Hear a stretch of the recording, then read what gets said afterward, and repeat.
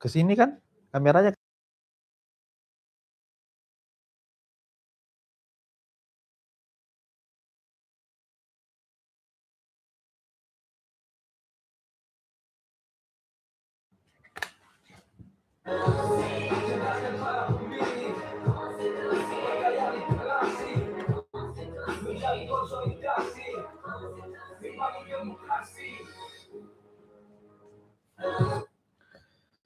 Oke, Assalamualaikum warahmatullahi wabarakatuh. Waalaikumsalam. Apa kabar sahabat pemilih Bawaslu semuanya? Hari ini kita ketemu lagi di podcast Konstitusi, Konsolidasi Strategis untuk Demokrasi. Kali ini kita akan berbicara lagi-lagi soal pemilu dan demokrasi, khususnya di Bangka Belitung dan pada umumnya di nasional, di negeri kita tercinta ini, Indonesia. Bersama Syafri Hadiansyah, Pak Syafri Hadiansyah, Dr. Syafri Hadiansyah SHMH. Beliau adalah Dekan Universitas Pertiba di Bawaslu di Bangka Belitung. Apa kabar Pak Syafri? Alhamdulillah sehat Pak Yaumil. Pak Yaumil sehat ya? Alhamdulillah. Akhirnya kita bisa ngobrol lagi Pak. Ganteng aja kayak nih. Makin putih yang pastinya. Gitu sih. Baik. Bapak Ibu, teman-teman dan pemilih semuanya, beliau ini adalah dekan ya di Universitas Pertiba Bangka Belitung, dan sebenarnya di Bangka Belitung beliau ini sudah tidak asing lagi ya. Semua masyarakat Bangka Belitung khususnya itu ya sudah mengenal lah sosok beliau ini karena beliau sering menyuarakan atau memberikan ide-idenya, baik itu melalui tulisan ataupun di beberapa forum-forum diskusi, dan tentunya sudah cukup baik dan selama ini sudah cukup dipandang semua ide dan pengalaman-pengalaman beliau. Jadi kayaknya podcast kali ini kita akan bicara soal pemilu dan demokrasi yang tentu isinya daging semua. Kalau bahasa anak gaul sekarang daging semua. Insya Allah. Padahal tulang-tulang ayam, tulang-tulang sapi pun masih bisa dimakan gitu ya. Nah baik, Pak Syafri mungkin langsung aja. Oke. Karena saya tahu Pak Syafri orang yang sibuk sekali. Jadi untuk meminta waktunya ya kita harus se-efisiensi mungkin gitu. Iya. Pak Syafri. Bagaimana pemilu kita ini Pak Syafri? Wah, bagaimana pemilu kita? Kita ini mulai podcast dengan pertanyaan yang sebenarnya sederhana teman-teman semua. Tapi dengan mungkin saja perspektif yang agak sedikit berbeda. Kalau pertanyaannya bagaimana pemilu kita saat ini, tentu saja kalau dari perspektif konstitusional kita sudah menjalankan sesuai dengan amanat konstitusional ya. Bagaimana kemudian kita pahami bahwa pelaksanaan demokrasi hari ini sudah prosedural begitu, hampir tidak ada ketentuan yang kemudian tidak diikuti baik itu oleh penyelenggara pemilu maupun peserta pemilu. Namun sebenarnya persoalannya Pak Yaumil, kalau kita diskusi lebih tajam begitu, mungkin pertanyaannya bagaimana kualitas demokrasi atau bagaimana kualitas pemilu kita saat ini. Ya. Mungkin itu yang akan menjadi titik poinnya. Nah, kalau kita lihat hari ini di Indonesia begitu ya, pertama saya buat statement dulu deh yang menarik sebenarnya. Pelaksanaan pemilu, demokrasi lah, khususnya demokrasi dan pemilu Indonesia ini, itu perlu kita apresiasi Pak Yaumil. Karena apa? Karena kita menjadi salah satu negara yang kemudian penyelenggaraan pemilunya dianggap dalam tanda petik ya, dianggap sudah sangat ideal begitu. Meskipun kita tahu bahwa secara substansi masih perlu perbaikan-perbaikan yang kemudian harus kita lakukan gitu dalam upaya menuju pemilu 2029 dan sebagainya. Kurang lebih begitu Pak Yaumil. Kira-kira perbaikannya apa? Baik, kalau kita lihat hari ini pertanyaannya perbaikannya apa, tentu yang statement saya di awal karena saya kebetulan background keilmuan saya konstitusi Pak Yaumil. Jadi kalau kita lihat ya aturan di Undang-Undang Dasar 45 sebenarnya sudah sangat jelas sudah. Bagaimana kemudian apa yang kemudian harus kita perbaiki. Persoalannya adalah persoalan bukan hanya persoalan hukum sebenarnya, ada persoalan politik juga yang ikut membarengi atau berjalan beriringan begitu dengan persoalan hukum. Nah, kita tahu bahwa pemilu, demokrasi dan pemilu di Indonesia ini kalau kita lihat dari sumbunya, sumbu X dan Y lah supaya mudah gitu kan. X itu bisa saya ilustrasikan adalah sumbu hukumnya. Sementara Y itu ada sumbu politiknya. Ya, di dalam teorinya harusnya X dan Y ini bisa jalan bareng, ya. Tapi faktanya akan sangat sulit sekali gitu memisahkan mana yang kepentingan hukum, mana yang kepentingan politik. Secara teori politiknya baik Pak Yaumil, tapi ketika bicara implementasinya sangat diimprovisasi begitu ya. Karena sekali lagi bicara kepentingan, politik ini juga bisa dipahami sebagai suatu alat ya untuk kemudian mencapai itu, untuk mendapatkan itu. Nah, hukum ini bicara regulasinya, policy-nya, ya. Tapi kita tahu juga di Indonesia pembentukan peraturan perundang-undangan itu mekanismenya adalah mekanisme politik. Oleh sebab itu sangat diskusi, sangat debatable sekali ketika kita membicarakan aturan-aturan kepemiluan. Kalau kita dari sisi praktisi, mungkin akademisi praktisi dan sebagainya, kita bisa melihatnya dua sisi Pak Yaumil.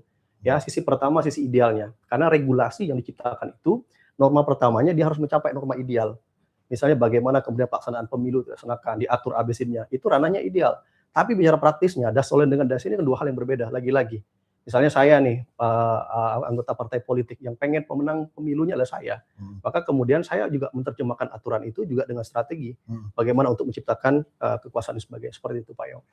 Apa tidak ada usaha kira-kira untuk menyamakan persepsi dalam hal pemilu?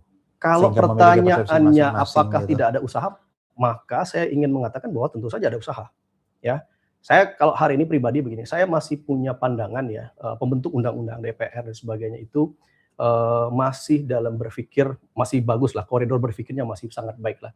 Bicaranya tentang kondisi ideal ya. Jadi kalau kita pembentukan undang-undang itu kan norma yang kita buat itu harus norma yang ideal Pak Yaumil. Jadi sekarang kira-kira kita nggak ideal nih. Saya tidak ingin mengatakan bahwa pemilu di Indonesia tidak ideal sebenarnya. Secara aturan kita terpenuhi semua. Bahkan mohon maaf ya, hampir tidak ada ketentuan ya yang tanda petik yang tidak diatur di undang-undang. Coba lihat bagaimana kemudian aturan di Indonesia itu diciptakan. Mulai dari Undang-Undang 45. Nggak ada 45 turun lagi ke undang-undang. Nggak ada lagi di undang-undang turun lagi ke peraturannya. Boleh itu peraturan KPU, peraturan Bawaslu dan sebagainya.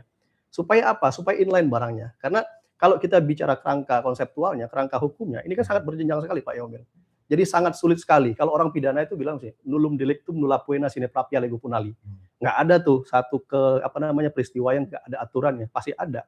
Nah, hukum di Indonesia ini salah satu konsekuensinya pasal 1 ayat 3 Undang-Undang Dasar 45 bahwa kita secara konstitusional mengakui bahwa prinsip negara kita negara hukum. Maka implikasinya adalah seluruh tindakan itu harus berdasarkan hukum sendiri. Supaya beralas pada hukum, maka pembentuk undang-undang, pembentuk aturan juga harus membuat norma itu sehingga tidak terjadi kekosongan hukum, Pak Yaumil. Tapi masalahnya norma hukum pemilu kita saat ini, apakah sudah relevan dengan kondisi kita saat ini? Nah, pertanyaan ini menarik sekarang, relevansinya. Maka kacamatanya harus sosiolegal, Pak Yaumil. Pendekatan sosiolegal itu adalah ketika norma itu diterapkan atau diterapkan, dia diukur efektif atau tidak efektif. Ya. Pertanyaannya begini, kalau dari sisi, saya yakin dan percaya Pak Yaumil, kalau kawan-kawan penyelenggara pemilu, khususnya Bawaslu lah, pasti melihat titik temu atau titik akhir yang mengatakan, nah ini ada kasusnya tapi aturannya nggak ada nih. Atau ada kedua nih, ada persoalan. Misalnya tadi, mohon maaf ya Pak Yaumil, saya agak masuk ke dalam. Misalnya di Gakumdu sendiri, kita tahu bahwa secara kelembagaan ada 3 institusi di dalamnya, yang tiga-tiganya punya cara pandang yang sangat berbeda. Ya, kita tahu bahwa harusnya ini kan harus diselesaikan. Kenapa ini nggak ada dasar hukum yang mengatur? Pasti ada titik seperti itu. Nah, oleh sebab itu, ketika bicara pandangan sosiolegalnya, pendekatan normatif itu harus diuji oleh pendekatan empiris. Pak Yaumil dan kawan-kawan Bawaslu akan membuat semacam FGD. Dari FGD itu nanti keluar policy paper atau semacam rekomendasi untuk kemudian adanya perubahan-perubahan dari sisi aturan. Jadi kalau menurut saya Pak Yaumil, karena ini hukum, ini kan aturan ini, kalau kita kan kembali teorinya kan law is social tool of engineering Pak Yaumil. Bahwa hukum itu sebenarnya produk rekayasa sosial. Nah, dalam konteks penyelenggaraan pemilu ya, termasuk di situ di dalamnya bagaimana mengatur ya tatanan ekosistem pemilu itu, harusnya aturan-aturan yang dibuat itu juga harus berdasarkan fakta-fakta empiris. Sehingga nanti ketika Pak Yaumil bertanya, gimana sih pemilu ideal 2009, apa yang harus kita buat? Harusnya itu bottom to up, dari bawah ke atas. Norma-normanya, aturan-aturannya yang akan kita buat itu berdasarkan dari fakta-fakta empiris, temuan-temuan empiris. Nah, pengujian terhadap sistem atau katakanlah model pelaksanaan pemilu kita ini kan sebenarnya sudah dilakukan. Ketika ada sebagian dari masyarakat itu menggugat atau melakukan judicial review terhadap sistem atau model pelaksanaan pemilu kita saat ini. Dan hasilnya keluar putusan MK atau Mahkamah Konstitusi itu nomor 135 tahun 2024. Jelas di situ Hakim MK menyebutkan bahwa pemilu kita ini akan terdiri menjadi 2, nasional dan daerah. Di mana nasional itu ada pemilihan presiden, wakil presiden, dan DPR, di mana daerah itu adalah DPRD, wali kota, dan bupati. Tapi sepertinya itu tidak menjadi menarik. Saya tidak tahu, kira-kira apakah ada yang catat dari kajian formil atau materialnya terhadap itu? Ini pertanyaan menarik juga nih. Saya coba masuk dari perspektif hukum tata negara ya. Kita tahu bahwa putusan MK ini kalau menurut hemat saya adalah sebagai evaluasi pelaksanaan pemilu di Indonesia. Kalau kita lihat secara filosofis adanya gugatan itu juga salah satunya berdasarkan dari fakta empiris. Kenapa kemudian ada keresahan itu gitu kan? Ada kerugian konstitusional yang dialami yang kemudian diuji di Mahkamah Konstitusi. Oke, saya melihatnya dari dua sudut pandang Pak Yomil.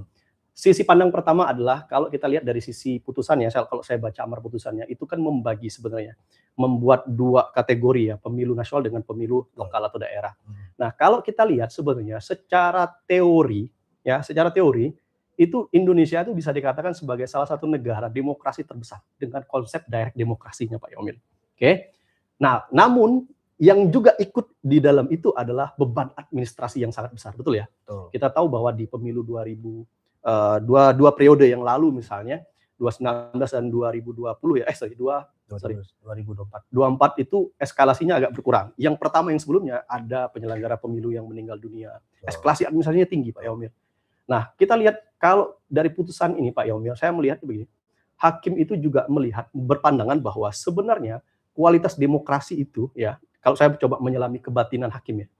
Kualitas demokrasi itu tidak serta-merta soal bagaimana kemudian cara memilihnya Pak Yomil.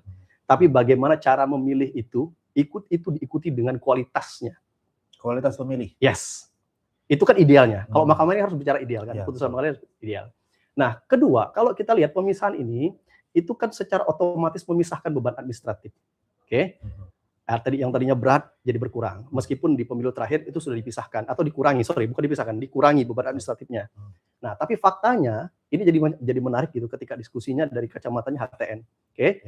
Kalau pertama saya lihat ya, saya pertajam lagi, kalau kita lihat misalnya hakim mahkamah itu melihat bahwa tadi eskalasi administrasinya tinggi, bebannya luar biasa, intervensi politiknya luar biasa, ya. Itu kan dari sisi pelaksananya. Lalu kita lihat Pak Yomil, bagaimana dari perspektif HTN-nya, dari Undang-Undang Dasar 45-nya. Tanpa kita sadari sebenarnya pemilu nasional dan lokal itu sudah dibagi dua. Ada pemilu nasional, lewat pemilu presiden dan sebagainya, DPR sebagainya, itu sudah ada aturannya, sudah ada di pasal 67 dan sebagainya. Kemudian pemilu daerah atau lokal itu 18.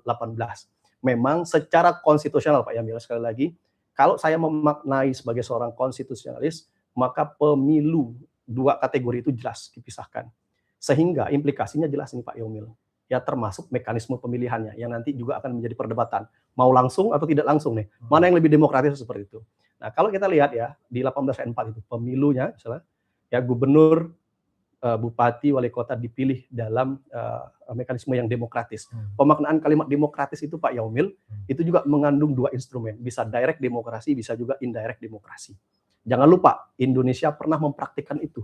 Sebelum reformasi 98 kita mempraktikkan itu, bagaimana kemudian pemilu kita dari pemilu kita dari direct demokrasi, indirect demokrasi, pemilu yang tidak langsung dan sebagainya.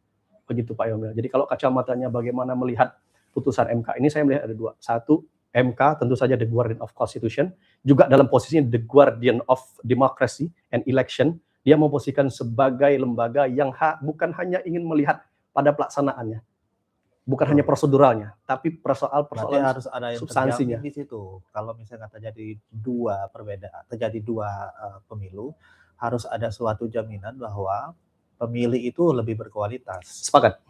Coba bayangkan, ini pendapat saya pribadi Pak Yomil. Tapi itu menjadi tidak menarik. Ya, karena isu nasional dilemparkan ke isu politiknya. Gitu. Ya, kalau dari perspektif saya disclaimer dulu Pak Yomil. Nanti statement saya ini tentu perspektifnya adalah hukum tata negara murni Pak Yomil. Saya tidak mencampur adakan dengan persoalan politiknya. Oke. Persoalannya sekarang bagaimana kemudian konstitusi mengatur ini, undang-undang dasar mengatur ini. Ya, jelas dibagi itu. Kecuali di dalam satu pasal tertentu disebutkan bahwa pemilu Indonesia ini dilaksanakan misalnya untuk memilih presiden, wakil presiden, gubernur, bupati, wali kota dan sebagainya. Itu dua hal yang berbeda. Oke.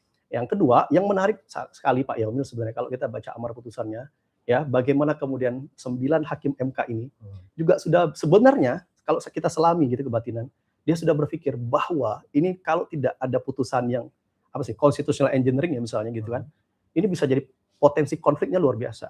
Pak Yomil bisa bayangkan, Indonesia ini hebat, saya bilang tadi, Aceh sampai Papua itu melaksanakan pemilu serentak Pak Yomil untuk milih presiden, wakil presiden. Di waktu yang bersamaan juga milih juga. Bagaimana konsentrasi milihnya Pak Yomil? Contoh, mohon maaf saja ya, ini demokrasi Indonesia ya. suara satu orang yang mohon maaf yang berlatar belakang misalnya sekolah dengan tidak sekolah dihitung sama Pak Yomil. Betul. Bukan soal quality tapi Beban. quantity, ya kan? Kalau mau menang Pak Yomil nggak bicara kualitas, Betul. bicaranya quantity. Betul. Nah, kalau kita lihat lagi Pak Yomil, kalau kita misalnya analis lebih jauh lagi, kalau menurut hemat saya sayang sekali Pak Yomil, anggaran ratusan ratusan triliun itu kemudian kita kita buang percuma saja. Karena tujuan dari sistem pemilihan ini adalah mencari atau menghasilkan ya pemimpin-pemimpin yang punya kualitas, yang punya kompetensi. Saya nggak mau masuk ke ABCD ya, saya nggak mau evaluasi hari ini. Tapi faktanya gitu, kita ngeluarkan duit banyak gitu ya, hanya untuk ngurusin masalah pemilu. Balik lagi, apakah kualitas demokrasi itu sebanding dengan duit yang kita keluarkan? Tetapi kan memang kalau dalam demokrasi, di dalam demokrasi satu orang memiliki hak yang sama. Ya, karena prinsipnya equality. Betul. Keseimbangan. Apapun itu latar belakang edukasinya, apapun latar belakang pendidikannya, latar belakang pekerjaan sebagainya. Iya. Tapi Pak Yomil, yang menariknya adalah sebenarnya kalau dipisahkan itu kan mohon maaf ya, kita bisa fokus nih Pak Yomil. Kalau pemilu nasional kita akan fokus memilih presiden. Betul. Kita akan cari presiden yang punya kualitas, yang high quality.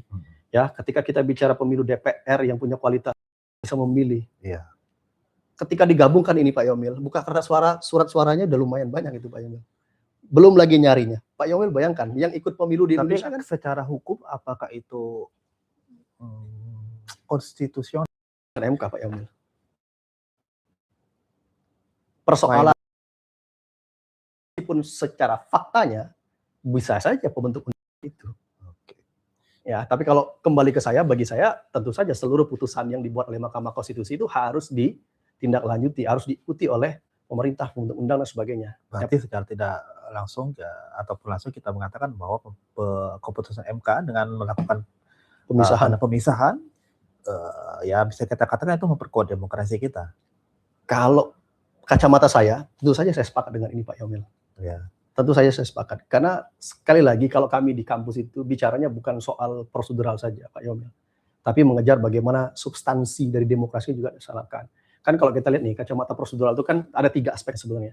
Satu, transisi kepemimpinan, sirkulasi elit lah, begitu ya. Yang kedua, pelaksanaan pemilu yang dilaksanakan secara kontinuitas, 5 tahun. Yang ketiga, soal partisipasi politik. Ya, tapi kalau kita bicara substansi, bagaimana kemudian kita melahirkan pemilu, itu lihat caranya Pak. Substansinya harus kita kejar. Ya, balik lagi, mungkin ini statement lebih dari 100 orang yang mengatakan. Ya, secara prosedural, demokrasinya berjalan, tapi secara faktualnya, secara substansinya masih jauh sekali gitu kan. Bukan berarti kita tidak ideal, karena teorinya jelas, there is no ideal system in the world. Sebenarnya ada nggak sih pemilu yang ideal di negara-negara yang lain mungkin? Oke, kalau kita bicara pemilu ideal, kembali lagi ke teorinya Pak Yomil. Saya punya pandangan ya, ketika ini mohon maaf, saya cerita sedikit. Saya kebetulan pernah studi Bapak Ibu semua di luar negeri, ya. Dan ketika saya bertanya ke profesor saya, Prof, ada nggak sih sistem yang ideal? Sistem pemilu yang ideal, sistem pengawasan yang ideal. Bahasa profesor sangat sederhana. Jadi di dunia ini nggak ada sistem yang ideal. Jadi sistem ideal itu adalah sistem yang didasarkan pada karakteristik negara itu sendiri. Contoh begini, kalau kita buat varian ya, kan teorinya kan there is no ideal system. The ideal system always based on characteristic of state. Itu teori dasarnya Pak Yomil. Ya, kalau kita lihat misalnya bagaimana kemudian kita melihat variannya. Contoh, kita ini demokrasi, tapi kita punya variannya, namanya demokrasi Pancasila. Ya, betul. Kalau kita buat ilustrasi lagi yang sederhana, kita nih mau minum kopi nih Pak Yomil. Ternyata lidah kita ini perlu penyesuaian. Ya, ditambah susu jadi kopi latte dan sebagainya. Tapi esensinya tetap kopi. Begitu juga dengan cara memahami demokrasi dan sebagainya. Nah, kalau kita lihat Pak Yomil, apakah sistem pemilu di Indonesia ini ideal? Tentu saja jawabnya kita bisa mengarah kedua, bisa ideal, bisa tidak. Tergantung perspektif mana melihat. Kalau perspektif akademisi, kami mengapresiasi tentu. Kenapa? Pelaksanaan pemilu di Indonesia ini adalah pelaksanaan pemilu yang paling kompleks dan diakui dunia. Betul. Ya, bayangkan Pak Yomil ada 200 juta pemilih dalam satu hari Bapak Ibu semua, kawan-kawan semua, kita bisa menghasilkan pemimpin. Apa nggak kompleksnya? Luar biasa kompleksnya. Yang kedua, bagaimana kemudian kita manajemen kelembagaannya. Kita tahu bahwa sebelum ada Bawaslu, KPU itu main tunggal Pak Yomil. Ya, betul ya. Betul. Hanya election proses. Seiring berjalan waktu ada kritik, masukan dari masyarakat, KPU harus didampingi, harus ada lembaga yang independen untuk persoalan pengawasan. Maka lahirlah Bawaslu, Election Supervisory Body, lembaga yang kemudian diberikan kewenangan untuk melakukan pengawasan. Ya, ketiga, setelah masyarakat melihat KPU Bawaslu juga ternyata ada masalah juga, muncul lagi lembaga etik namanya DKPP. Betul ya? Betul. Artinya di Indonesia ini memungkinkan sekali Pak Yaumil. Lahir lembaga-lembaga itu. Dari sisi idealitas, kompleksitas lembaga, kita paling kompleks. Betul. Coba lihat, apakah ada negara-negara yang ke Amerika sekalipun misalnya, atau Jerman, atau Jepang, Australia misalnya, punya lembaga yang kompleksnya kita enggak Pak Yaumil. Di negara lain nggak ada Bawaslu, nggak ada pengawas pemilu. Mungkin ada, namanya yang berbeda mungkin ya. Tapi kalau secara Independensinya? teorinya, ya makanya itu, kalau bicara teori independen, balik-balik lagi. Independensi itu harus jelas ukurannya, barometernya harus jelas. Kita mau bilang independen itu seperti apa, harus jelas. Kalau anggarannya, mohon maaf, kalau teori dasarnya, kalau anggarannya masih dapat dari pemerintahan negara, nggak bisa dibilang independen juga itu. Ya, bisa dua hal yang berbeda juga Pak Yaumil. Nah, kalau dari asing lebih bahaya lagi. Lebih bahaya lagi kalau itu bisa jadi anti asing gitu. Nah, Pak Yaumil yang menarik adalah ketika kita masuk ke komparatif gitu Pak Yaumil ya. Kebetulan saya sarjananya, magister saya komparatif Pak Yaumil. Kalau kita lihat misalnya di Jerman misalnya. Di Jerman itu kalau kita lihat sistemnya dia MMP. Ya, pokoknya mix parlemen lah begitu, penguatan di parlemen. Kemudian di Jepang itu polanya juga lebih baik. Nah sekarang di Indonesia ini kan dia open list proporsional. Artinya kan, mohon maaf ya, kompetisi di dalam partainya sendiri pun juga harus hidup di situ kan. Memang keunggulan sistem kita saat ini adalah bagaimana kemudian keterwakilannya, partisipasinya lebih tinggi dibandingkan negara yang lain. Lalu muncul pertanyaan, apakah partisipasi yang luas ini, partisipasi yang bagus ini, yang besar ini juga akan menjawab persoalan kualitas demokrasi? Belum tentu Pak Yaumil, karena dua hal yang beda. Jadi secara teori, apakah ada sistem yang ideal? Maka jawabnya tidak ada. Kalau menurut saya, apakah sistem pemilu Indonesia sudah ideal? Bisa jawab iya, bisa tidak. Tergantung sudut pandang mana. Tapi bukan berarti tidak ideal Pak Yaumil ya. Kita tahu bahwa masih banyak kelemahan-kelemahan yang harus tetap kita perbaiki sebagai upaya untuk menuju pemilu yang ideal. Kalau di kajian S3 itu namanya novelty Pak Yaumil. Jadi harus ada nih konsep-konsep baru yang kemudian disarankan oleh lembaga sendiri ya, baik KPU, Bawaslu maupun DKPP atau masyarakat itu sendiri Pak Yaumil, untuk menyarankan kepada pembentuk undang-undang, yuk Pak kita duduk bareng gitu kan, kita diskusi bareng bagaimana kemudian mendesain konsep yang sesuai dengan karakteristik dan kebutuhan demokrasi di Indonesia. Memang kalau kita bicara masalah model kan kita sudah mengalami berapa kali perubahan. Ya betul sekali. Dari reformasi, sebelum reformasi, setelah reformasi, kemudian bisa antara presiden sama legislatif, kemudian digabungkan lagi. Sekarang pun konsep 135 itu pun dalam kerangka mencari konsep yang ideal. Betul Pak Yaumil, betul. Format ideal penyelenggaraan pemilu lah Pak Yaumil. Iya. Betul. Tapi poin pentingnya adalah Pak Yaumil dan kawan-kawan semua adalah kita harus mengapresiasi sekali lagi ya, bagaimana kemudian ekosistem demokrasi di Indonesia ini sudah ada. Ya, ekosistem itu sebenarnya itu syarat mutlak dulu teman-teman semua. Jadi syarat mutlak pelaksanaan pemilu yang konstitusional, pemilu yang transparan, jujur, adil itu harus pertamanya lah menciptakan ekosistemnya dulu. Ekosistem demokrasinya harus ada dulu. Ekosistem pemilu sudah ada. Bayangkan yang saya cerita tadi, ada lembaga penyelenggara pemilu, ada peserta pemilu, ada masyarakat di situ. Yang tiga-tiganya elemen ini saling sinkron ya. Dan tiga-tiganya punya kepentingan Pak Yaumil. Betul ya. Penyelenggara pemilu punya kepentingan untuk menyelenggarakan pemilu yang berintegritas. Ya. Kemudian peserta pemilu punya komitmen untuk sebanyak-banyaknya dapat kursi, dapat presiden dan sebagainya, kekuasaan politik. Masyarakat juga punya kepentingan untuk mendapatkan pemimpin yang punya kualitas. Jangan sampai nanti Pak Yaumil, mohon maaf ya, pemilu yang kita keluarkan dengan anggaran saya 100 tahun lebih itu tidak menghasilkan pemimpin yang benar-benar punya kompetensi. Nah, itu. Di dunia internasional itu Pak Yaumil, kalau kami kajian komparatif itu, salah satu yang menjadi perbandingan itu adalah how your president express the power. Bagaimana kemudian presiden itu memiliki kekuasaannya. Jadi prosesnya juga panjang untuk jadi ke situ. Dan kita harus menuju ke sana Pak Yaumil pelan-pelan. Oke, ngopi dulu kita. Oke, siap. Terima kasih sekali, kopi seru. Nah, luar biasa kan? Jadi kita bicara masyarakat sekarang. Oke. Kultur masyarakat kita ini. Oke. Terhadap perkembangan demokrasi, khususnya keterlibatan mereka dalam pemilu. Menurut Pak Dr. Syafri gimana? Apakah mereka ini sekarang ini sudah menyadari bahwa memilih itu adalah hak politik mereka? Oke. Atau ya balik lagi, apakah ya penting saya milih aja ke TPS gitu loh. Oke. Itu aja. Ini menarik juga nih, pertanyaan berat-berat ternyata ke saya ya. Saya jawab lagi Pak Yaumil. Jadi ketika bicara perspektif ya, atau pandangan masyarakat itu kan perspektif itu tidak murni kemudian tiba-tiba ujuk-ujuk menjadi perspektif kan. Perspektif muncul karena ada persoalan kemudian nih. Di dalam demokrasi, di dalam negara hukum dan demokrasi, kita kemudian tidak boleh menyatakan bahwa mohon maaf ya perspektif Bapak salah, perspektif Bapak benar. Nggak boleh seperti itu. Lalu bagaimana kemudian titik terangnya Pak Yomil? Titik terangnya adalah bagaimana kemudian ya kita di dalam satu sistem itu juga mulai berpikir Pak Yomil, ya bagaimana merubah dan tanda petik paradigma yang tadi. Saya tidak ingin mengatakan bahwa masih banyak masyarakat kita yang apatis terhadap proses berdemokrasi, terhadap proses pemilu di Indonesia. Faktanya memang ada Pak Yomil.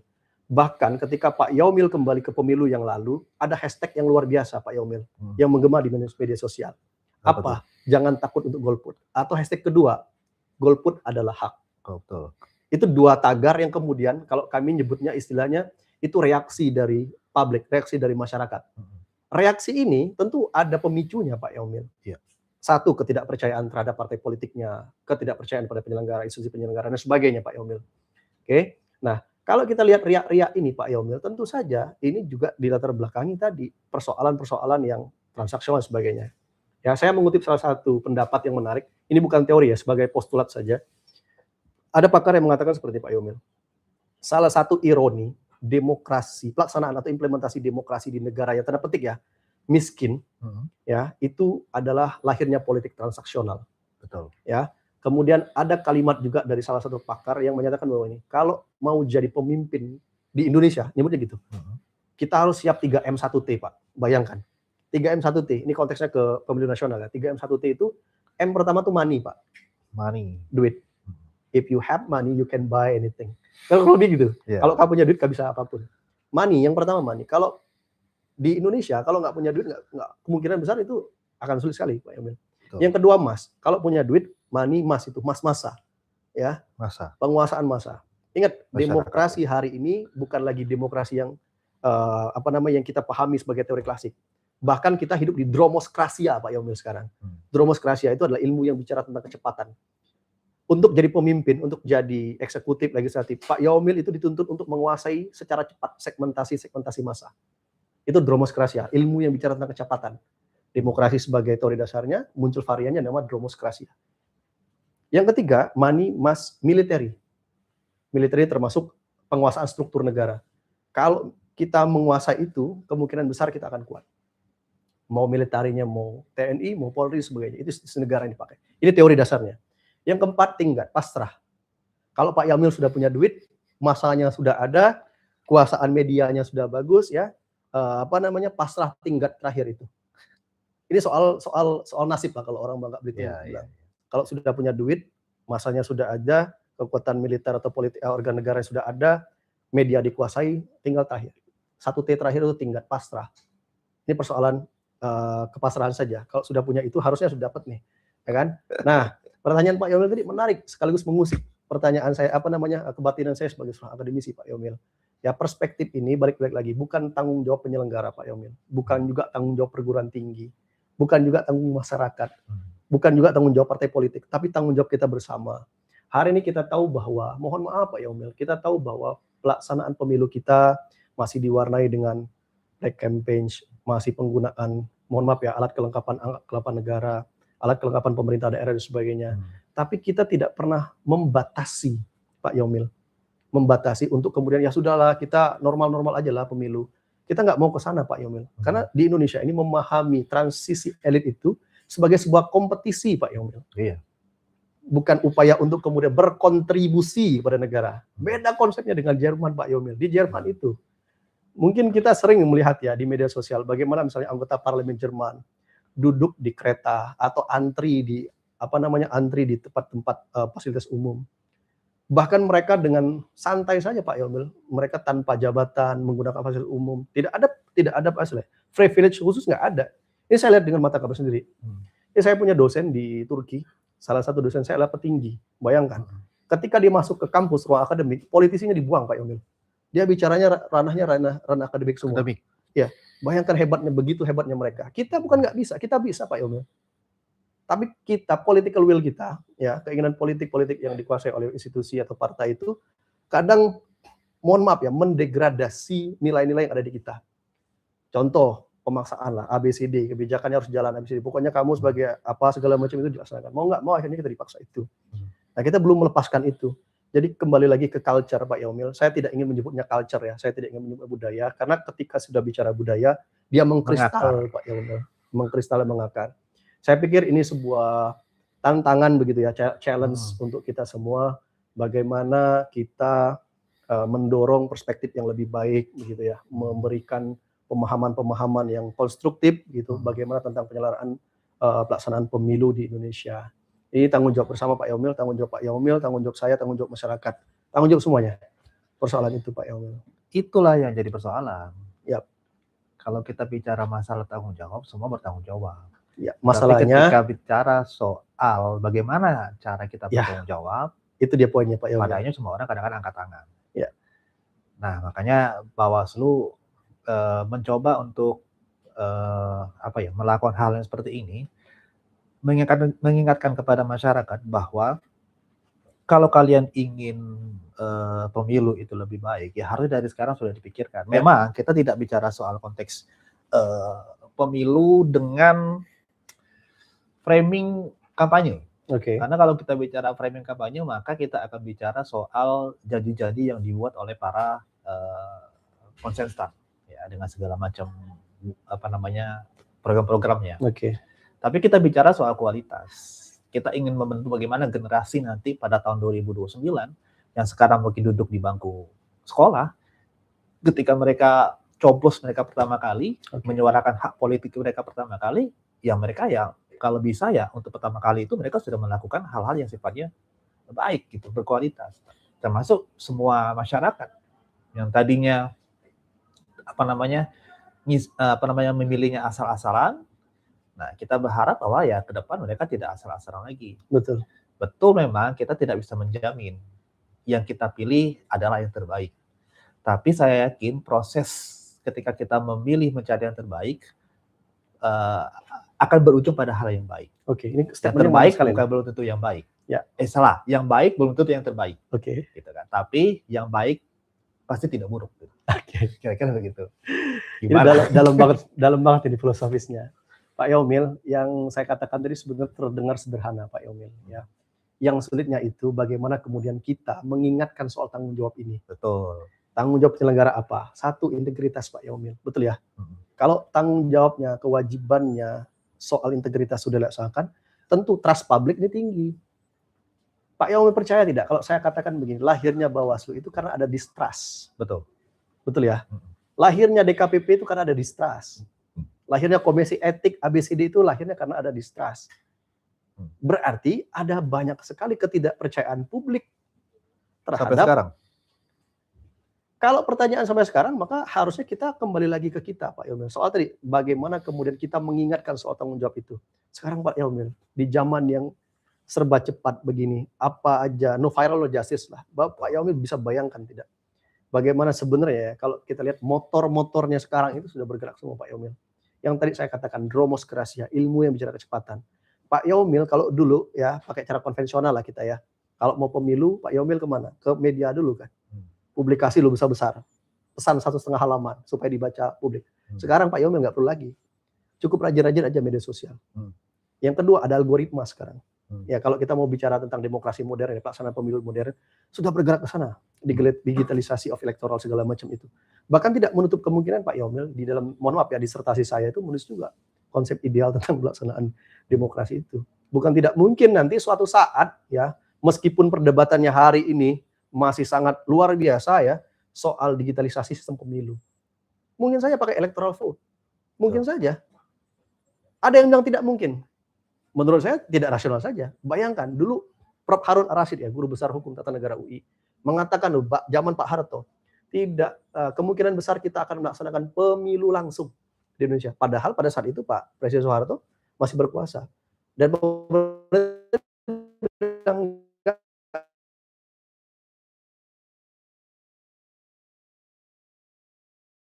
pasti langsung bisa absensi digitalisasi.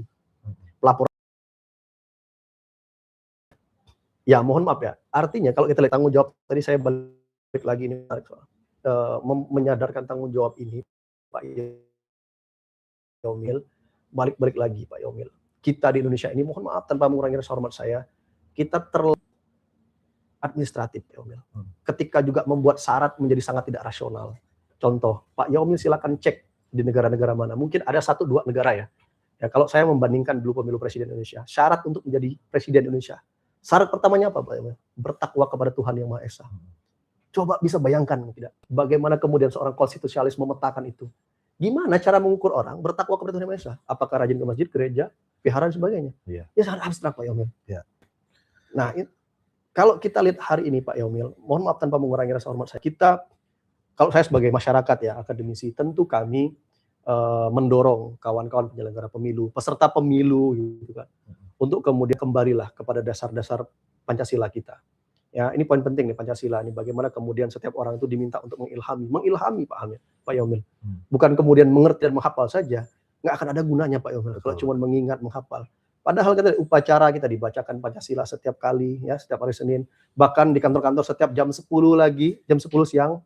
pagi itu dinyanyikan lagu Indonesia Raya, diperdengarkan lagu Indonesia Raya. Pak Yomil bayangkan nggak, secara filosofis niatnya baik, tapi kembali lagi ke humannya, ke usernya gitu, kok kayak nggak berbanding lurus lah, berbanding terbalik lah. Nah, kalau Pak Yomil mengatakan bahwa mungkin nggak pelaksanaan pemilu di 2009 akan jauh lebih baik, tentu saya berharapnya akan seperti itu Pak Yomil. Ya, adik-adik kita hari ini yang mungkin masih di bangku sekolah, perlu kita edukasi secara masif. Oleh sebab itu Pak Yomil, saya mengerti sekali begitu kegundahan kawan-kawan penyelenggara, khususnya Bawaslu. Karena saya pernah di sini Pak Yomil, jadi kurang lebih saya bisa memetakan itu. Kalau fokus pada pengawasan tahapan, ya maka percaya nggak Pak, filosofis norma pembentukan Bawaslu-nya bergeser. Kenapa? Harusnya Bawaslu juga mengisi pengawasan itu, bukan soal pengawasan langsung, bukan. Bagaimana kemudian menanamkan nilai-nilai itu. Kan kita tahu bahwa setiap orang itu punya melekat di dalam tubuhnya atau melekat pada personalnya adalah hak untuk mengawasi. Betul ya, kalau bahasa Bawaslu-nya pengawasan partisipatif. Tanpa diminta, dia juga punya hak untuk memberikan untuk melakukan pengawasan partisipatif. Dan jangan lupa juga kerja Bawaslu itu state-nya aktif dan pasif. Bisa menerima aduan, juga bisa menerima temuan. Partisipatif. Masuk gitu kan. Mengundang adik-adik kita untuk kemudian ke Bawaslu dan sebagainya. Nah, ketika ekosistem yang saya katakan di awal, ekosistem sudah jalan, sudah terbentuk, ya mungkin saja kita punya generasi yang kemudian ketika bicara pemilu 2019 mereka tidak apatis lagi, kemudian dia tidak memilih asal-asal lagi. Ya, soalnya juga saya pernah mewawancarai Pak Yomil. Misalnya kamu waktu pemilu kemarin milih siapa? Saya pilih Pak. Apa dasarnya? Basenglah Pak, ikut-ikut teman-teman saya. Harusnya kan kita menghindari cara pandang yang seperti itu. Ya, tapi balik lagi Pak Yomil, kalau informasinya masuk ke anak-anak ini juga bagus, ya soal program, soal janji politik dan tanda petik, visi misi dan sebagainya juga nyampe ke mereka juga diajak diskusi, tentu anak-anak ini akan menjadi dan tanda petik jadi jadi salah satu instrumen yang kemudian merubah cara pandang dari pelaksanaan pemilu. Pak Yomil pasti akan enak tuh kerjanya kalau semua orang sudah paham bahwa setiap orang tuh melekat tuh pengawasan partisipatifnya. Mungkin orang nggak akan takut lagi ngelapor. Bawaslu juga harus adaptif dengan perkembangan teknologi. Ya, meskipun dari syarat penerima laporan harus ada siapa yang melapornya, kapan kejadiannya dan sebagainya. Mungkin saja ya orang melapor itu nggak lagi ke kantor Pak Yomil. Dia bikin huru-hara dulu di media sosial. Ini polanya di viralkan dulu. Baru kemudian kita tanggapi sebagainya. Tapi ya ini tantangan-tantangan saya pikir bahwa depan challenge yang menurut saya secara kelembagaan perlu disikapi begitu ya dengan perkembangan teknologi dan informasi saat ini. Mungkin itu Pak Yomil. Minum dulu. Oke, Pak Yomil. Ini 3 kali nih Pak Yomil. Disuruh bayar ini habis ini keempat ini. Ya, luar biasa.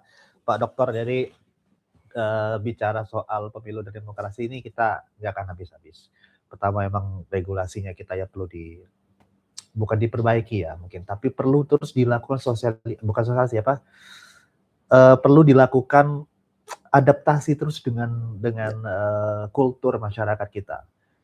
Karena saya pikir tadi kalau sudah disampaikan, apapun sistem yang kita gunakan, selama memang itu cocok dengan kultur masyarakat kita, pasti akan bisa berjalan dengan baik. Ya, betul. Kalau kita bicara masalah ideal, ya kita terus mencari format yang ideal.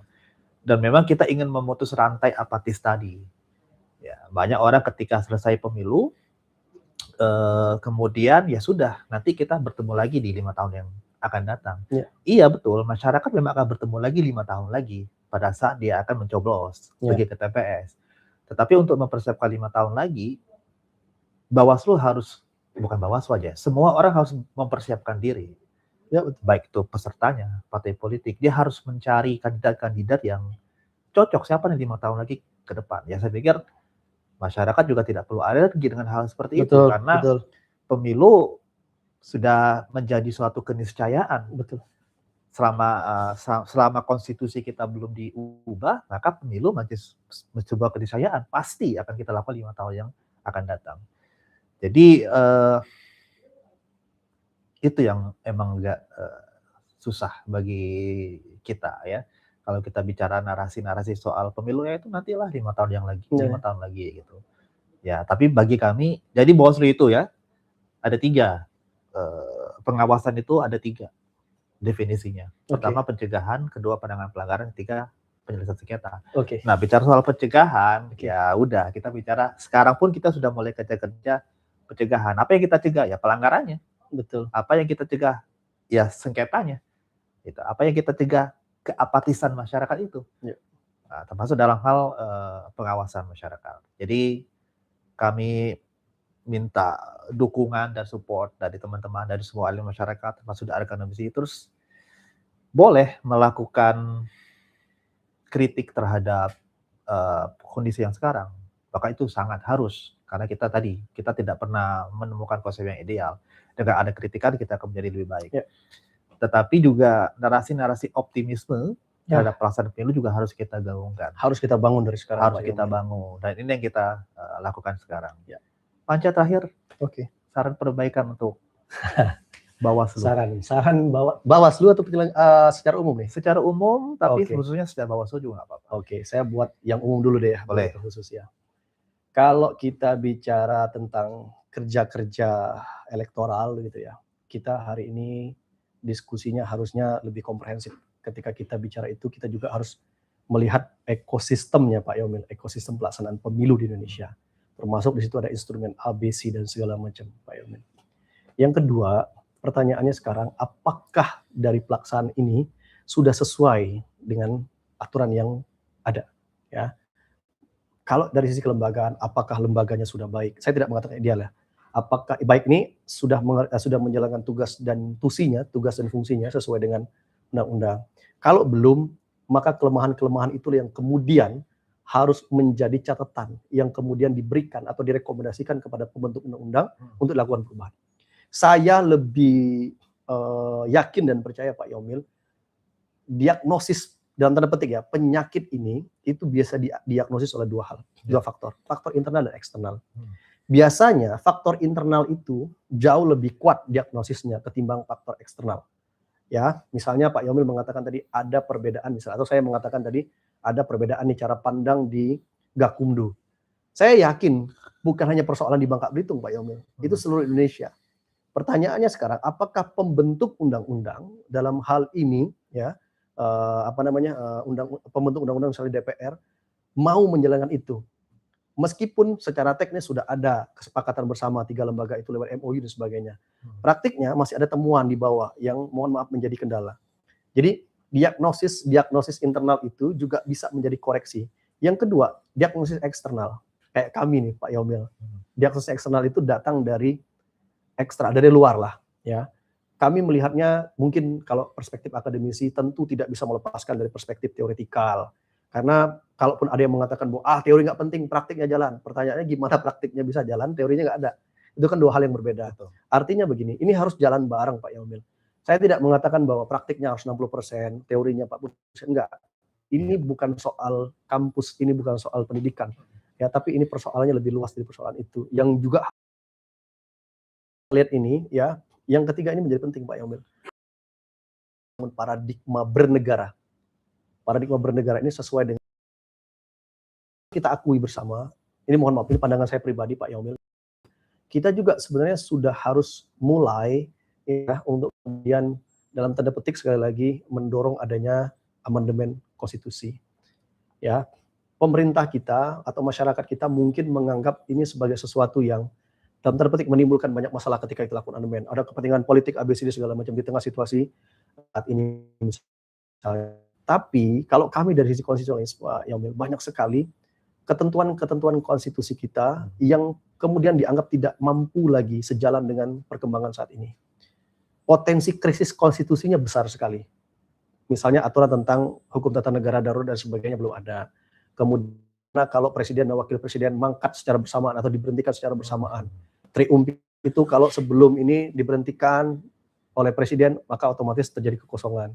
Ini perlu ada saluran-saluran atau way out lah, jalan keluar yang kemudian diatur secara spesifik di dalam Undang-Undang 45. Bagi saya pribadi misalnya, meskipun ada penolakan, ya penolakan ini juga kan harus kita clearkan juga Pak Yaumil. Kita harus sampaikan, ini loh positifnya, ini loh negatifnya. Ketika kita tidak lakukan perubahan, makanya terjadi ABCD Pak Yaumil.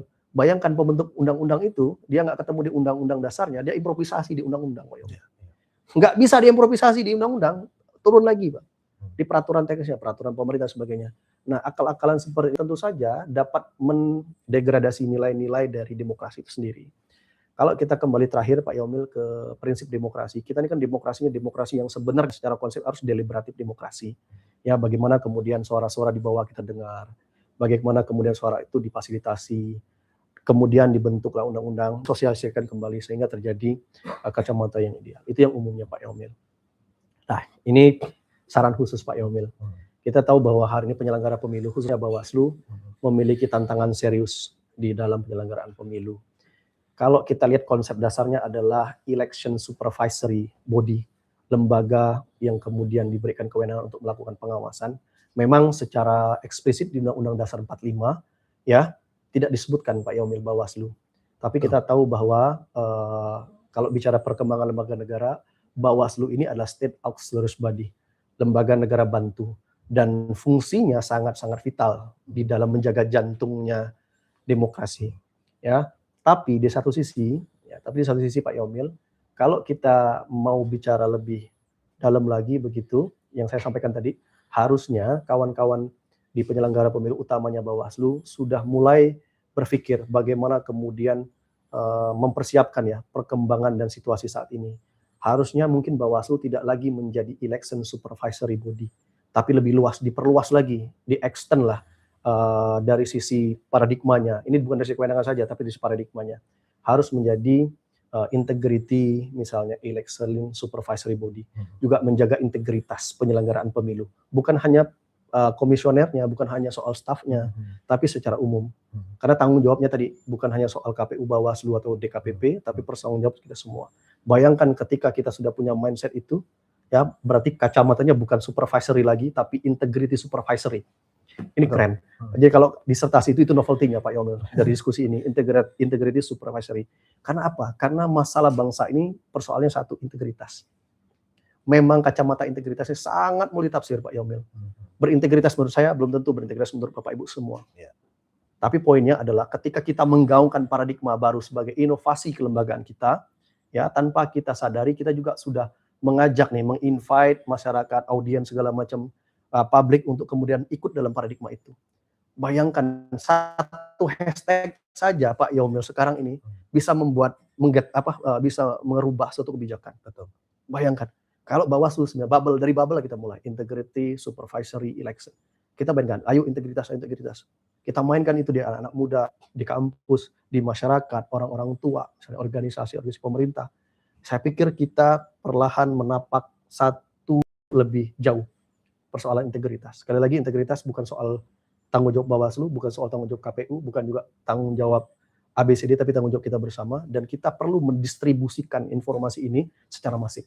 Baik di penggunaan media sosial, sosialisasi secara langsung dan sebagainya. Ya Pak Yaumil mohon izin, meskipun di tengah efisiensi yang gila-gilaan ini, ya secara substansi saya harus mengatakan bahwa efisiensi itu tidak harus mengurangi nilai dari efisiensi tidak harus mengurangi. Saya milih-milih kata-kata nih, takut viral nih bahasanya. Ya, efisiensi tidak harus mengurangi kualitas lah, kurang lebih begitu. Ya kan, kalau kualitasnya sudah baik karena ada efisiensi, tidak ada anggaran, ini tidak dilakukan pengawasan sebagainya. Ini mendegradasi nilai-nilai kualitasnya sendiri. Saya yakin Pak Yomil, teman-teman semua yang ada di rumah yang mungkin sedang menyaksikan ini punya pandangan yang sama. Indonesia ini sebagai negara demokrasi terbesar, tanggung jawabnya besar, punya anggaran yang besar, milih pemimpin kalau cuma datang ke TPS nyoblos aja Pak Yomil, nggak pakai pikir, ya sakitnya 5-10 tahun lagi. Betul. Dan perlu catat, eskalasi 2029 akan sangat-sangat kompleks. Karena kita tahu Pak Yomil, saya dulu pernah bercerita ke Pak Yomil, ke Pak Komisioner, kalau kita dulu kan pernah buat semacam indeks kerawanan pemilu ya, IKP ya. Kita perlu pahami bahwa kalau lihat pola demokrasi, pola sirkulasi elit di kita saat ini Pak Yomil, kita lihat ya ketika pergantiannya satu periode mau menuju periode kedua, eskalasi akan tinggi Pak Yomil. Bahkan lebih ekstrim. Beda ceritanya kalau sudah menjabat 2 periode, mungkin santai-santai saja. Mungkin pemain baru yang akan mengisi, ini pemain lama yang akan mengisi, ini eskalasinya luar biasa. Nanti Pak Yomil akan melihat sendiri begitu kan ketika membuat pemetaan lokasi-lokasi titik dan sebagainya. Mungkin itu Pak Yomil saran saya, semoga menjadi lembaga yang baik, tidak menyebut ideal ya, integritas, dan pastinya harus punya integritas. Oke, makasih Pak Dr. Anca, luar biasa diskusi kita pada terima kasih sore Pak. Hari ini. Saya juga makasih banyak nih sudah diundang ke sini Pak Yomil, mohon maaf. Ide-idenya sangat luar biasa dan kita mungkin nanti akan diskusi lagi di waktu dan tempat yang berbeda. Amin. Jadi pemilih ya, kalau kita bicara soal demokrasi, ya itu menjadi tanggung jawab kita bersama. Kita bicara soal pemilu juga menjadi tanggung jawab kita bersama. Jadi jangan pernah lelah belajar soal demokrasi untuk membangun bangsa kita. Terima kasih Pak Dokter. Siap, terima kasih Pak Yomil. Sampai ketemu lagi pada konstitusi berikutnya.